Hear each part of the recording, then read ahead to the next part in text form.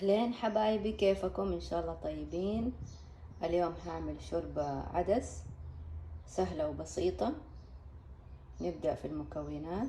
هنا حبايبي حبة كوسة، حبة بطاطس، حبة طماطم، حبة فلفلة أو حبتين حسب ما انتوا حابين، بس إذا في أطفال لا تحطوا فلفل.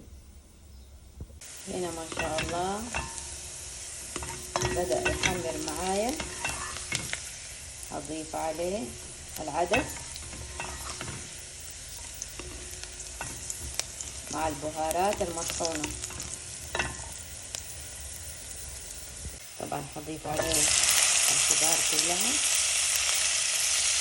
هقلبها وهضيف عليها العدس.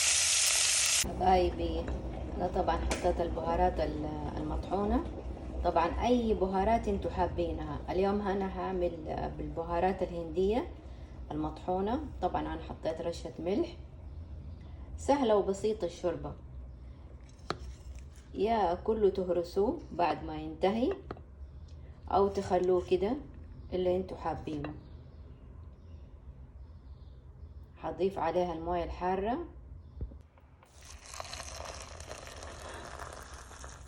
وهغطيها لمدة 10 دقايق على نار هادية جدا. طبعا هنا انتبهوا لا تزيدوا ملح لان البهارات الهندية فيها ملح. طبعا هضيف الصلصة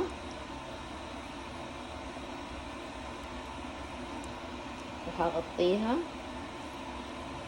ونخليه لمدة 10 دقايق او 15 دقيقة حسب الاستواء على نار هادية جدا. كده ما شاء الله تبارك الرحمن جاهز. شايفين كده قوامه؟ وبالهنا والعافية علينا وعليكم. دحين حغرفه.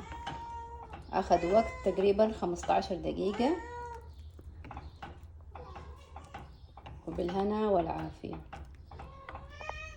ما شاء الله تبارك الرحمن، بالهنا والعافية علينا وعليكم.